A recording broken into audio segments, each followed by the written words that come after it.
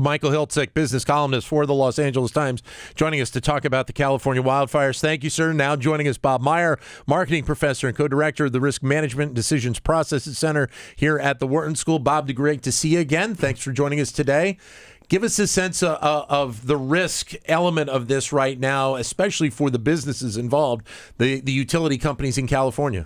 Yeah, it's a crazy situation. I think that it's not only for businesses, but also for homeowners who sort of go out to these areas and you're kind of looking for a beautiful home out in the hills and so forth. And then all of a sudden, you're not kind of really aware of the fact that you're really surrounded by a lot of this risk. I think that if you ask a homeowner, like when you look at power lines, does this mean your house is going to go on fire? I think people don't see that. And so basically what's sort of happening over time is sort of it's not only they're facing the risk, but then who's going to insure that risk. And so one of the things that homeowners and businesses are facing is where they can get insurance coverage anymore out in this area. So what is this going to mean for the insurance industry in the state of California? Well, I think you'll see you're already seeing it, but I think there'll be a lot of kind of exit from areas that are prone to wildfires. Or either that or it's going to be really, and you're already seeing this with people suddenly now find it very difficult to get insurance coverage, or if it is, it's extremely expensive. And so it's going to be it's a major disruption. I guess for me, it is a little surprising, as much as we have covered wildfires in the last couple of years, that there would be this element where people are not expecting, when they think about buying a house in a particular area, that a wildfire isn't at least some level of possibility in their place that they're going to buy a home. Well, sure. Yeah. Well, first of all, you go out there, and if you're dealing with a real estate agent, I mean, they're trying to sell you homes in an area, and it's just very difficult to look at an otherwise, like you go out there in the spring and it's, beautiful green grasses, and it's very, very difficult to imagine that this might be a wildfire area, and you're looking around and all you're seeing houses and so forth. And so as a consequence, it's a thing which just doesn't hit a lot of people's radar screens. And even if it's the case where there was a wildfire in the past, even though there's becoming much more common, the reality is that they are still somewhat rare events, and people's memories are really short. And so they'll say, well, there was a fire back when, but we haven't had one in a number of years, and there's just naturally you get lax about it. But this does add to the larger scope of dealing with risk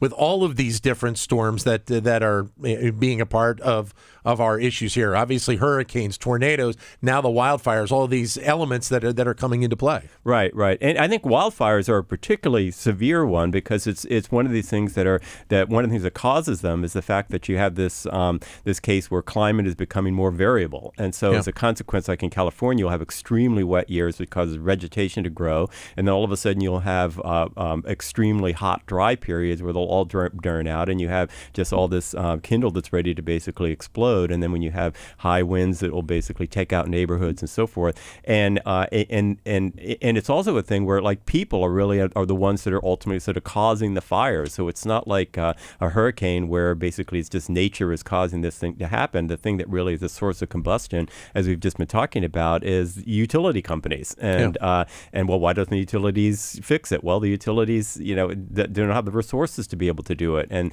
ultimately, so how do you fix this? It's not really clear. And who's going to pay for it? Well, insurers don't want to pay for it, and so their insurers, want to drop coverage. Well, Michael Hiltzik from the Los Angeles Times just mentioning the fact that whether or not this should be a utility or utilities in the state should be owned by the state government, which I'm sure is probably not the goal of the state government, but it may end up being the only opportunity that they have. Right, exactly. And so it's not really clear kind of what the fix is. I think in the short run, one of the things that will happen is that if people actually, as these things become more and more common, people would become much more aware of the risk, and to the degree to which it's not insurable, then you'll get gradually a big retreat from some of these areas, which might in the long run be the best thing. Just don't live in these areas. But in the end, it's going to end up falling in the laps of our elected leaders to want to make the changes necessary so that we don't have to continually go down this path in the years to come. Yeah, absolutely. And whether we have sort of the appetite to do that or the right administration to do that, it's not really clear. So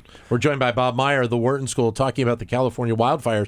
With these wildfires specifically, and this is obviously part of a long cycle that the state has been going through because of the drought that they have been dealing with. But what elements do the state government, do businesses, do the public in general need to think about because of the fact that this risk in general is just much higher in the state of California than it may be in a lot of other states right now. Yeah, I think that one of the things is that there is a tendency to kind of believe that there's going to be a higher organization that's going to take care of us. If you kind of look historically at the way in which we've dealt with natural disasters, it was a number of years ago where the government wouldn't be able to step in, and you kind of assume personal responsibility for things and so forth. Well, I think what's happened over time is gradually we just assume government is there. Government is going to make us safe and so forth. And I think that what we're learning now is quickly that government is not going to be there. That we really are facing risks and that we didn't know we had before. And you have to take that and suddenly you have to take that into mind in when deciding where you want to open up a business, where do you want to live your home, and so forth. And obviously that's a potential economic impact to the state of California, which obviously has a massive economy to begin with. Right. And losing maybe one or two businesses may not overall significantly impact the state on a whole, but when you get enough of them, there will be a greater impact, and maybe even more so at the local level. Yeah, absolutely. And so there's going to be all of this stuff has a trickle-down effect kind of throughout the whole economy and so forth. Once you start losing businesses, you start losing homes, people begin having second thought as to whether or not California is the right place or the right state to locate a business in and so forth. And then that has spiraling effects. How important is this learning more about these issues for you and the other people here at Wharton that are involved in looking at risk management? Central, this is sort of what we do. I think a lot of the things we do in our center is kind of look at the intersection between business and psychology. And the idea is that you have kind of these risks, but the real problem that we're dealing with is the fact that you can tell people, look, this is the actuarial risk that you face. It's escalating. Do not count on PG&E being able to be there to kind of have safe lines. And you can provide people with that information. But what we're seeing is that people then go off and kind of ignore that information, and they're not really aware of it. And so a lot of the things that we're doing is trying to think about, well, okay, there's a lot of parts of the puzzle to be solved, like one of which the government can come in. Maybe there's a infusion of funds into PG&E to basically solve some of these problems. Yeah. But then the reality is we also have to kind of deal with the people that they're dealing with and try to think through, what are like nudges that we can give to people to make sure this doesn't happen. And in some cases, it may require, you might say, kind of draconian sorts of measures that says, look, there are areas which you just shouldn't be living. Okay, and we're not good. These are areas which are totally uninsurable. We do not have the resources to make these areas safe. And just in the same way we have building codes. And I think that's a concern, on another part of this story surrounding areas like the Atlantic seaboard, the Gulf of Mexico, the concerns of the rise of water levels in the years to come, and obviously the number of hurricanes which hit along the Atlantic seaboard year after year. Yeah, absolutely. I think it's a whole suite of these sorts of things that are escalating risks that are happening, and sea level rise is a very real one. Just like wildfires are a very real one.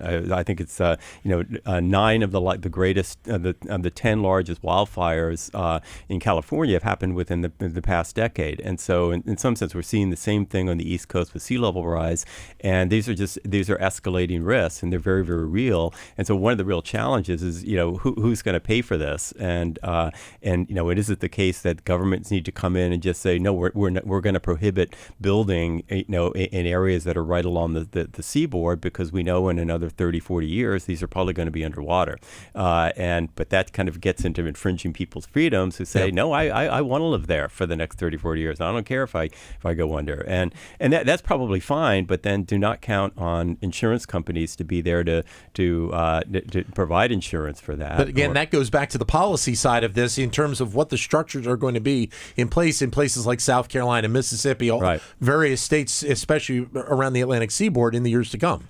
Yeah, absolutely. And so in some sense, whether you can kind of get whether people have the appetite to buy into, stringent building codes and kind of restrictions on the kinds of free decisions that people used to be able to make is something else. Okay, and I'm not so sure that people are kind of ready for that yet. So one of the things we're looking at is kind of ways that there are kind of gentle ways of nudging people to keep them informed of what the risk is, so that they're making their own conscious decision to say, well, maybe it's best for me and my family not necessarily to live in a wildfire area or to live right immediately in the coast, which I'm going to be prone to flooding over the next 30, 40 years. Bob, great seeing you. Thank you very much for coming in. Greatly appreciate it. Bob Meyer from here at the Wharton School.